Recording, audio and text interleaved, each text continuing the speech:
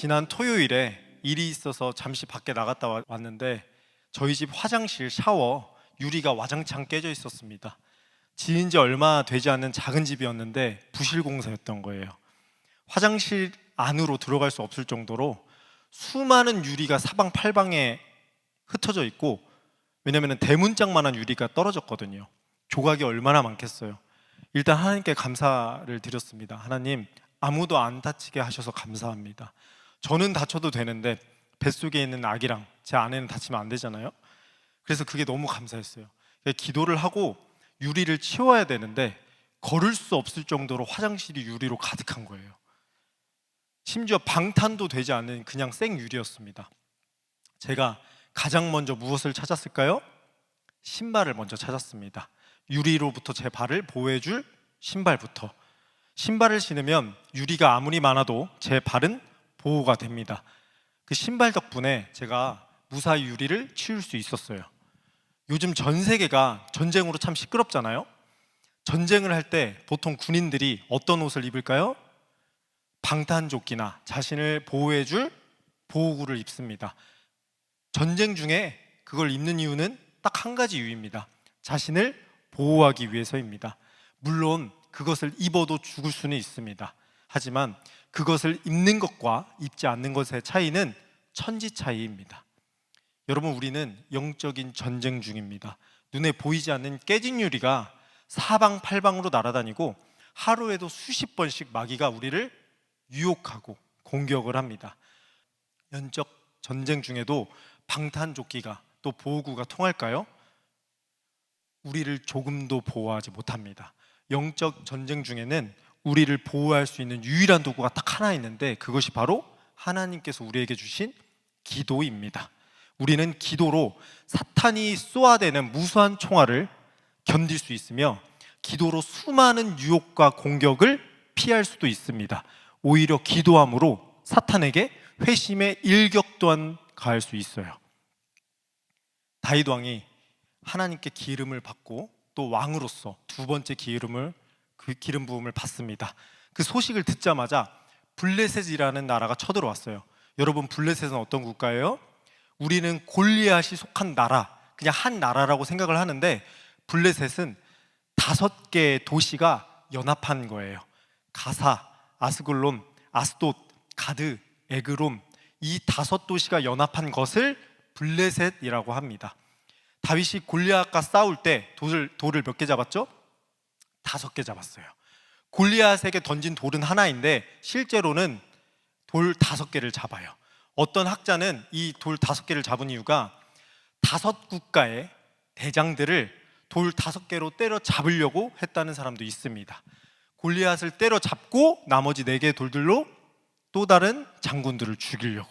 무튼 이 연합국 블레셋이 쳐들어와요. 그때 다윗이 하나님께 묻는 구절이 우리가 읽은 구절입니다. 19절 함께 보도록 하겠습니다. 다윗이 여호와께 여쭈어 이르되 내가 블레셋 사람에게로 올라가리이까 여호와께서 그들을 내 손에 넘기시겠나이까 하니 여호와께서 다윗에게 말씀하시되 올라가라 내가 반드시 블레셋 사람을 내 손에 넘기리라 하신지라. 다윗이 보니까 블레셋 군대가 굴짜기에 가득했습니다. 블레셋 그 군대를 보자마자 다윗은 어떻게 합니까? 하나님께 기도를 합니다. 여기서 우리는 다윗의 습관 하나에 집중해야 돼요. 어떤 습관이냐면 언제든지 먼저 하나님께 기도하는 습관이 있었습니다. 그는 하나님께 먼저 묻는 기도의 사람이었어요. 하나님, 블레셋이 쳐들어오는데 제가 가서 싸울까요? 그러면 하나님께서 도와주시나요? 여러분, 블레셋은 다윗에게 있어서 정말 쉬운 상대였습니다. 왜 그러냐면 블레셋이라는 곳의 최고였던 장수 골리앗을 다윗이 어렸을 때 소년 때 돌 하나로 때려 잡았거든요. 우리도 한 번 경험해 본 상대는 어떤지 잘 압니다. 특별히 한 번 이겨봤으면 다음에는 그 상대는 쉬워요. 그런데도 다윗은 하나님께 물어봤습니다. 평소에 하던 습관처럼. 여기서 여러분이 한번 생각해 보셔야 합니다. 문제가 생겼을 때 나는 하나님께 먼저 묻고 있는가? 나는 문제를 해결한 다음에 하나님께 나아가서 그 다음 방법을 간구하는가? 아니면 문제를 해결하기 전에 먼저 하나님을 찾고 하나님의 뜻을 구하는지. 제가 고등학교 때 제 담당 목사님이 계셨습니다. 굉장히 특이한 목사님이셨어요. 학생들이랑 어울리기를 좋아하시고 집에서 가족보다 고등학생들과 노는 것을 정말 좋아하신 분이셨습니다. 목사님은 아이들과 노느라 집에 들어가시질 않았습니다. 보통 우리 목사님들 목회 끝나시면은 집에 이제 들어가 쉬시잖아요. 근데 이분은 집에 안 가시고 밤새도록 아이들이랑 같이 어울려 노셨어요. 항상 저와 우리 다른 친구들에게 바다나 산을 가지고 조르시는 분이셨습니다. 보통 이 목사님을 학생들이 만나면 밥은 누가 살까요? 목사님이 삽니다. 왜냐하면 학생들이 돈이 없잖아요. 당연히 어른인 목사님이 밥을 사시는 게 맞아요. 근데 목사님을 만날 때마다 항상 목사님께서 돈이 없다고 저희 보고 사라고 하시는 거예요. 분명 목사님께서 신방을 하자고 하십니다. 그래서 신방 자리로 나가서 밥을 먹으면 네가 계산하고 나와 이렇게 말씀을 하시고 조용히 문 밖으로 나가십니다. 그러면 저희는 어쩔 수 없이 계산을 해야만 합니다. 안 그러면 설거지든 뭐든 뒤에 그 모든 것을 저희가 담당하게 되니까요. 그래서 저희끼리 그 소문이 있었어요. 목사님이 신방하자고 하면 무조건 2만 원 이상 들고 나가야 된다. 얼핏 보면 머리도 좀 단발 같아요. 단발 같고 목소리도 참 옅으신 분이라서 양복을 입지 않으시면 목사님일 줄 저희가 알아보기 힘들었어요. 감정적으로도 예민하시고 또 어느 부분은 여성적으로 정말 예민하셔서 그때 우리들 표현으로는 목사님을 상큼 발랄하신 목사님이라고 불렀어요. 그러나 그분께서는 기도 하나만큼은 엄청나게 훈련을 시키셨습니다. 주일에 제자 훈련을 하는데 기도만 기본 2시간을 해요. 제자 훈련. 주일 저녁 예배, 수요 예배, 금요 예배가 끝나고 고등부끼리 모여서 기도회를 하는데 그때도 최소 2시간 이상으로 아이들과 기도를 하기 시작하십니다. 수련회 때는 설교가 8시에 끝이 나요. 근데 기도는 새벽 2시까지 합니다. 목사님이 필을 받으시면 기도를 새벽 4시까지 해요. 학생들이 기도를 할 줄 알겠습니까? 다들 지쳐서 기도는 못하고 그냥 하나님 아버지 이렇게 입만 중얼중얼 거리시는 거예요. 임원 수련회 때는 또 얼마나 심한지 아직도 기억나는 게 고등학교 1학년 때 임원 수련회를 갔는데 프로그램은 하나도 없고 밥만 먹고 목사님께서 밤을 새시면서 저희를 기도를 시키시는 겁니다. 무조건 언제든지 기도를 시키시는 분이셨어요. 시작은 고등부를 위해서 기도를 시작했어요. 근데 끝날 때에는 전 세계를 마치 직접 가본 마냥 저희가 기도를 한 느낌이 듭니다. 목사님과 함께라면 전 세계를 공짜로 여행할 수 있었습니다. 그때는 몰랐지만 시간이 지난 지금은 제가 알아요. 그분이 해주셨던 기도 훈련 덕분에 지금의 제가 기도의 중요성을 깨닫고 있는 것을 저는 몰랐어요. 그때 목사님께서 하신 훈련들이 저에게 기도하는 습관을 만들 줄은. 지금도 어떤 일이 있을 때마다 저는 기도부터 합니다. 운전하기 전에도 핸들에 손을 대고 하나님께 기도하고 운전하고, 집을 나갈 때 하나님께 기도하고 나가고, 집을 들어왔을 때도 하나님께 감사기도 드리고, 남의 집에 들어갔을 때도 먼저 축복을 빌고, 습관이 되기 시작했어요. 다윗이 전쟁을 앞두고 하나님께 어떻게 물어요? 하나님, 제가 블레셋에게 올라가면 그들을 제 손에 넘기십니까? 라고 묻습니다. 여기서 손에 넘긴다는 표현은 고대 전쟁 언어입니다. 어떤 언어냐면 승리를 확신받는 언약적인 표현이에요. 즉 이런 말입니다. 하나님, 이 전쟁에 승리를 저에게 확신시켜 주세요. 하나님께서 다윗이 물은 그대로 답을 하십니다. 내가 네 손에 넘겨줄게. 내가 승리를 확신시켜 줄게. 우리는 여기서 다윗의 신앙을 볼 수 있습니다. 다윗은 하나님의 응답을 구함으로써 사람들의 왕이 아닌 하나님이 세우신 하나님의 왕이었습니다. 하나님께서 세우신 왕의 정체성을 드러낸 것입니다. 단순히 하나님께 하나님 어떤 방법으로 제가 전쟁을 할까요? 전략을 물은 것이 아니라 먼저 하나님의 뜻을 물었습니다. 이것이 믿음입니다. 이것이 순종이에요. 어떤 환경과 상황에도 먼저 하나님을 찾고 물어보는 것, 혹여나 그것이 옳다고 답을 다 안다고 내 생각이 벌써 정답이 정해졌을지라도 하나님께 먼저 묻는 것이 바로 믿음입니다. 다윗은 결론적으로 하나님의 힘으로 전쟁에 승리를 합니다. 여러분, 다윗이 했으면 우리도 할 수 있습니다. 전쟁과도 같은 내 삶에서 영적인 악한 파도가 마구마구 몰려오는 내 삶에서 우리도 승리할 수 있습니다. 왜냐하면 다윗의 하나님과 나의 하나님이 같거든요. 세상이 얼마나 전쟁 같은지 모릅니다. 실제로 일어나는 전쟁은 눈에 보이기라도 합니다. 뉴스에 나오기라도 해요. 하지만 눈에 보이지 않는 전쟁은, 이 영적 전쟁은 정말 피가 터지게 치열합니다. 우리는 숨막히는 영적 전쟁 중에 있습니다. 이 영적인 전쟁 중에 우리는 반드시 뭐로 싸워야 되죠? 기도로 싸워야 됩니다. 안타까운 것은 이 시대 교회들이 이 기도의 중요성을 모릅니다. 특별히 요즘같이 인터넷이 발전할 이 시대에는 사람들이 온전히 기도함으로 하나님의 뜻을 구하는 것이 아니라 인터넷에 떠도는 정보들로 하나님의 뜻을 구합니다. 교회가 앞서서 기도하자고 하나님께 부르짖자고 해야 되는데 신앙생활을 느긋느긋하게 하는 거에 형식만 찾으려고 하니까 교회의 힘이 점점 약해지는 것입니다. 제가 저번 주에 말씀을 드렸던 것 같은데 이슬람도 지금 숫자가 늘어나고 있어요. 어제 뉴스를 보니까 카톨릭, 천주교도 숫자가 늘어나고 있다고 하더라고요. 그런데 이 기독교만 숫자가 점점 준대요. 여러분, 우리는 생각을 해봐야 됩니다. 기독교, 교회가 왜 힘이 없어지는지. 하나님께 기도하지 않아서 그렇습니다. 하나님께서 주신 그 힘으로 우리가 전도를 하고 생활을 해야 되는데 그 힘은 오로지 기도할 때 만들어지는데 어찌된 일인지 교회가 기도에 대한 반응이 점점 갈수록 줄어듭니다. 제가 한 번은 부사역자로 어느 교회에 있을 때 금요 예배 때 부르짖어 기도했습니다. 설교 후에 기도 시간이 주어져서 방언으로 쫙 하면서 기도를 했어요. 열심히 기도를 하고 한 30분쯤 지난 것 같아요. 기도를 하는데 어떤 분이 제 갑자기 그 어깨를 톡톡 쳐요. 그래서 이렇게 보니까 장로님이시더라고요. 그분이 잠깐 저에게 뒤로 나오래요. 나가니까 그 장로님께서 저에게 이렇게 말씀을 하시더라고요.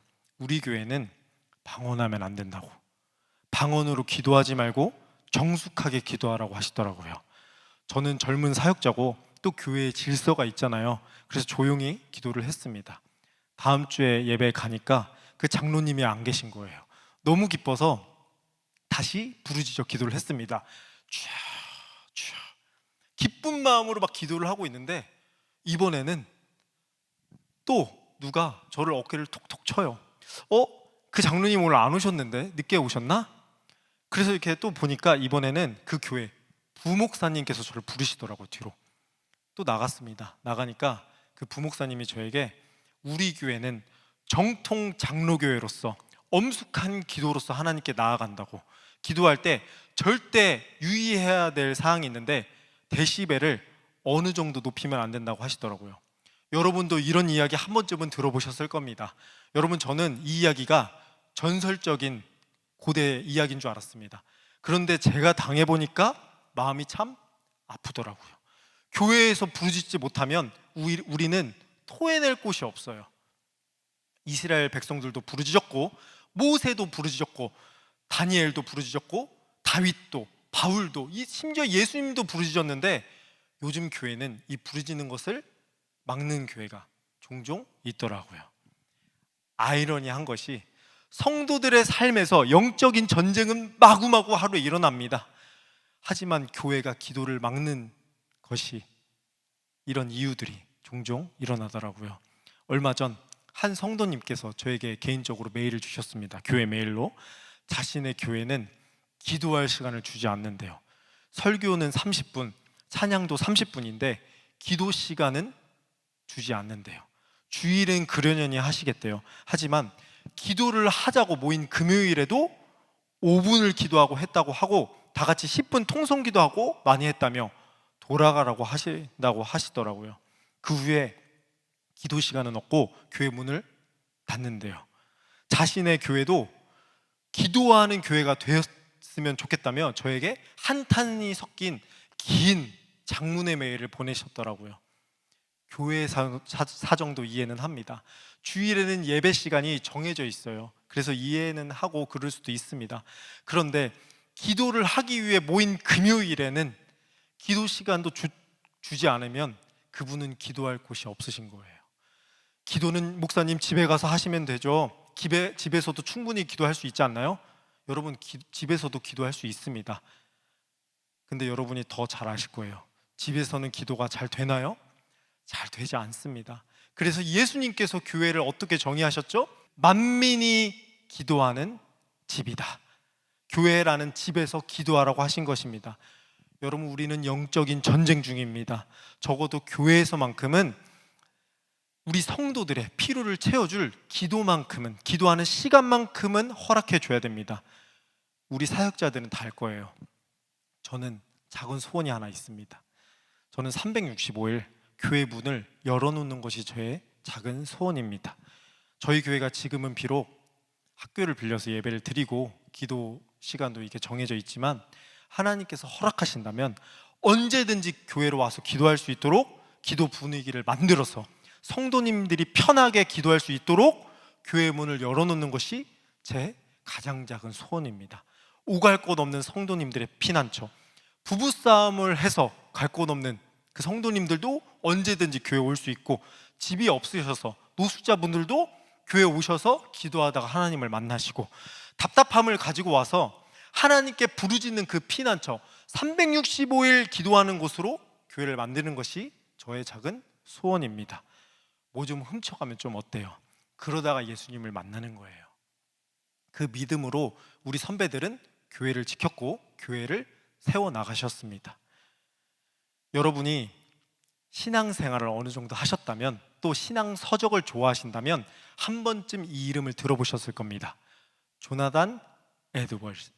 18세기 사람이었던 이 조나단 에드워즈는 성경의 사람이었고 구원에 대해 끊임없이 고민했으며 무엇보다 하나님을 얻으려고 분투했습니다. 그의 설교로 수많은 술집들이 문을 닫았고, 그가 있던 지역은 매사추세츠 지역이죠. 그 지역은 모든 주민들이 회심을 하는 기적의 역사가 일어났습니다. 부흥운동은 5년 정도 지속이 되었어요. 지금도 수많은 사람들이 조나단 에드워즈 모르는 사람이 없을 정도로 영혼에 대한 그는 깊은 고민을 했으며 구원론, 또 하나님의 은혜를 선포했습니다. 저 또한 이 조나단 에드워즈의 책을 정말 많이 읽었거든요. 그래서 몇 년 전에 이 조나단 에드워즈가 목회했던 그 교회로 달려갔어요. 근데 달려갔는데 생각지도 못한 제가 그 충격을 받고 돌아옵니다. 제가 그 교회에서 마주했던 것은 무지개색 깃발과 동성애를 지지하는 알림판, 그리고 홈페이지에는 온갖 자유주의 신학으로 도배가 되어 있었습니다. 너무 안타까웠습니다.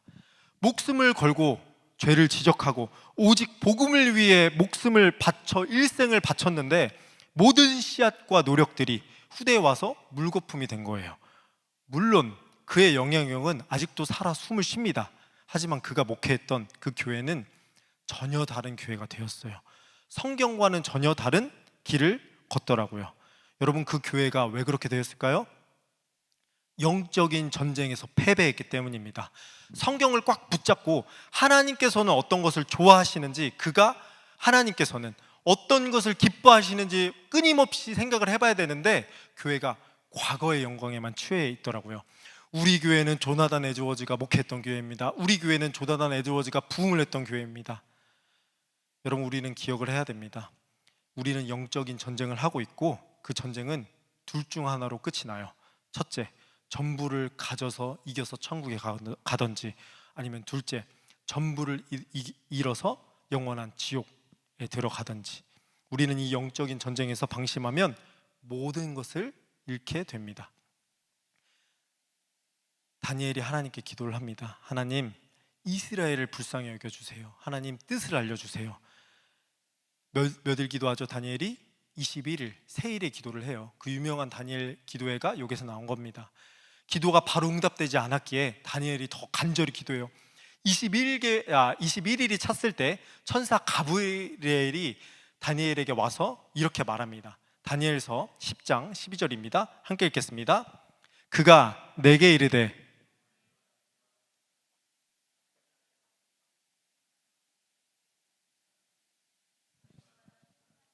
내 말이 응답받았으므로 내가 내 말로 말미암아 왔느니라. 다니엘아, 두려워하지 마. 네가 하나님의 뜻을 구하고 스스로 겸비하게 하기로 한 그 첫날부터 네 기도 응답받았어. 근데 응답은 받았는데 왜 기도가 안 왔을까요? 그 뒤 13절 함께 보겠습니다. 13절입니다. 그런데 바사 왕국의 군주가 21일 동안 나를 막았으므로 내가 거기 바사 왕국의 왕들과 함께 머물러 있더니 가장 높은 군주 중 하나인 미가엘이 와서 나를 도와주므로 천사 가브리엘이 다니엘이 기도한 첫날부터 응답을 갖고 출발을 했습니다. 하나님께로부터. 하지만 바사 왕국 군주가 막았다는 것입니다. 여러분, 바사 왕국 군주는 단순히 한 나라의 왕이 아니라 영적인 악한 세력을 이야기합니다. 고대는 국가별 수호신이 있었어요. 그런 개념이 있었는데, 여러분, 이스라엘 수호신이 누구죠? 하나님. 이 바사 왕국의 수호신이 사탄이었어요. 그래서 바사 왕국의 군주라는 표현을 쓴 겁니다. 그래서 여러분이 성경을 보시면 좋은 성경은 이 다니엘 10장 13절에 각주가 하나 조그맣게 글씨로 표시가 되어 있어요. 계시록 12장 7절입니다. 우리 7절부터 9절까지 한번 함께 읽도록 하겠습니다. 하늘에 전쟁이 있으니 미가엘과 그의 사자들이 용과 더불어 싸울세. 용과 그의 사자들도 싸우나 이기지 못하여 다시 하늘에서 그들이 있을 곳을 얻지 못한지라. 큰 용이 내쫓기니 옛뱀 곧 마귀라고도 하고 사탄이라고도 하며 온 천하를 꿰는 자라. 그가 땅으로 내쫓기니 그의 사자들도 그와 함께 내쫓기느니라. 즉 사탄이 다니엘의 기도응답을 방해한 것입니다. 여러분, 사탄은 하나님의 뜻을 어떻게든 막으려고 몸부림을 쳐요. 왜냐하면 하나님의 뜻이 이 땅에 실현되면 사탄이 때가 짧아지거든요. 하나님은 온전한 뜻을 담은 기도가 응답되길 원하시는데 또 우리도 기뻐요. 하지만 사탄은 하나님의 뜻이 응답되면 이를 갈 수밖에 없습니다. 그래서 어떻게든 방해하려고 하는 거예요. 그럼 우리는 어떻게 해야 돼요? 더욱 간절히 기도해야 하는 겁니다. 하나님께서 천사 미가엘을 보내셨듯이 더 간절히 기도해서 사탄의 방해와 공격을, 그 영적인 전쟁을 기도로 뚫어내야 합니다. 왜냐하면 모든 전쟁은 누구에게 속했어요? 하나님께 속했기 때문입니다. 사탄이 아무리 방해할지라도 결국 승리는 하나님께 있거든요. 이 말씀만 하고 설교를 마치도록 하겠습니다. 몇 년 전에 정말 오랜만에 모교에서 함께 자란 친구와 긴 이야기를 전화로 나눈 적이 있습니다. 그 친구가 결혼 생활도 잘하고 있고 맡은 바 사역도 열심히 하고 있으며 나름대로 자기 개발도 잘하고 있더라고요. 그러나 한 가지, 꽤 오랜 시간 기도를 쉬고 있더라고요. 교회는 다닙니다. 하지만 기도 생활이 엉망진창이더라고요. 제가 이유를 물어봤습니다. 요즘 왜 기도를 안 하고 있어? 근데 요즘 너무 바쁘고 정신이 없어서 기도할 시간이 너무 없대요. 하나님도 이해하실 거라고 얘기를 하더라고요. 또 요즘 시대에 누가 기도를 하냐며 자유롭게 기도할 수 있는 교회도 찾기 힘들다고 웃더라고요. 순간 저도 모르게 감정이 울컥해서 목소리가 떨리기 시작했어요. 옛날 추억이 생각났거든요. 누구누구야, 우리 기도로 시작했잖아. 우리 기도하는 목사님 밑에서 함께 컸잖아. 너 누구보다 기도하는 애였잖아. 너 기도하지 않고는 어떤 일도 하지 않았잖아. 너 기억 안 나? 우리 매번 금요철야 때 또 주일 밤에 서로가 눈치 싸움하면서 누가 먼저 밖을 나가든지 자존심 싸움 했던 거, 서로가 지기 싫어서 발에 쥐가 나도록 끝까지 버텼던 거, 새벽 예배 때까지 기도로 자존심 싸움한 거, 그만큼 기도가 우리는 전부였잖아. 평생 기도로 살자고 다짐했잖아. 약속했잖아. 우리에게는 기도가 전부였잖아. 아무리 바빠도 기도하는 교회가 아니더라도 기도는 해야지.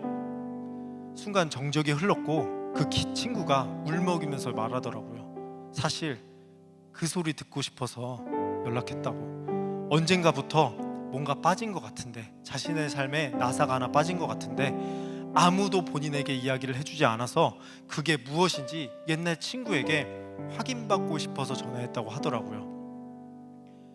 말은 그렇게 했어도 솔직히 제가 더 고마웠어요. 어쩌면 기도라는 절대적인 습관이 제 몸에 밴 여러 이유 중에 하나는 말도 안 되는 그 친구와 함께한 그 자존심 싸움, 그 기도의 자존심 싸움, 기도의 시간이었거든요. 여전히 저의 무릎은 그때 그 추억을 기억하고 있더라고요. 전화기를 끊고 다시 한번 제 스스로 다짐했습니다. 더 기도해야겠다. 어릴 적 했던 약속이 부끄럽지 않게 평생 기도로 살아가야겠다. 더 기도하는 목사가 되어야겠다. 말씀을 정리하겠습니다. 여러분, 저는 참 부족한 사람입니다. 가진 것도 없고 내세울 것도 없고 자랑할 것은 더더욱 없으며, 저도 여러분처럼 작은 것 하나에 고민할 때도 참 많아요. 하지만 저에게는 무기가 하나 있습니다. 가진 것도 내세울 것도 자랑할 것도 없지만 저는 언제나 그 무기 하나로 세상을 살아갑니다. 기도라는 무기입니다. prayer, 기도. 도움을 받았을 때에도, 누구에게 감사를 표현할 때에도 제 무기는 기도이기에 기도밖에 해드릴 것이 없더라고요. 해드릴 것이 없어서 가끔은 너무 죄송해요. 부끄러움에 숨고 싶을 때도 참 많습니다. 아무것도 없어서 기도만 해드려야 되니까요. 그런데 신기합니다. 정말 신기해요. 평범하지 않는 일들이, 절대 되지 않을 것 같은 그 일들이 기도의 대상에게 이루어집니다. 그 기도가 응답이 됩니다. 시간이 지나서 전도사님 혹은 요즘에는 목사님 기도하셨죠? 라는 답을 받으면 제가 얼마나 기쁜지 몰라요. 물론 제가 기도해서 되었다는 것이 아닙니다. 하나님께서 불쌍히 여기셔서 은혜로 된 것이에요. 하지만 저는 요새 압니다. 시간이 지날수록 알아요. 주의 종은 기도로 산다는 것이 어떤 표현인지 제가 요즘 배우고 깨닫고 있습니다. 하나님께서 책임져 주시는 삶, 하나님께서 대신 싸워주시는 삶, 하나님께서 대신 갚아주시는 삶, 하나님께서 대신 이해해 주시고 알아주시고 책임져 주시는 삶이 기도하는 자의 삶이라는 것을요. 알 수 없는 내일이지만 하나님께서 이끌어 주시는 그 삶이 누구보다 강력한 기도의 삶임을 저는 압니다. 여러분, 저는 앞으로도 기도 하나로 승부할 거예요. 온전히 기도하는 삶으로 살아갈 것입니다. 기도는 나의 힘이 아닌 하나님의 힘으로 사는 것이기 때문입니다. 그 힘은 여러분 단순히 세상을 움직이지 않습니다. 우주를 움직입니다. 저는 여러분이 영적 전쟁이 벌어지는 이 세상 속에서 저와 같은 무기를 사용하셨으면 좋겠어요. 나의 힘이 아니라 하나님께서 주시는 그 힘으로 사셨으면 좋겠습니다. 주위를 둘러보면 아무도 없는 것 같아요. 하지만 믿음의 눈을 들면 지금도 내 안에서 살아 역사하시는 예수 그리스도께서 우리와 함께 하십니다. 전쟁과도 같은 내 삶이에요. 하지만 사망과 어둠의 권세를 물리치신 우리 주님께서, 예수 그리스도라는 만군의 여호와 그 대장 되신 예수 그리스도께서 우리와 함께 하십니다. 모든 전쟁은 주님께 속했기 때문입니다. 하나님께서 주시는 힘으로 지금도 내 안에서 살아 역사하고 계시는 우리 주님과 함께 주님 손 꼭 붙잡고 세상을 이기는 성도님들이 되시길 소망합니다. 함께 찬양하고 기도하도록 하겠습니다. 세상의 유혹 시험이 내게 몰려올 때에 나의 힘으론 그것들 모두 이길 수 없네.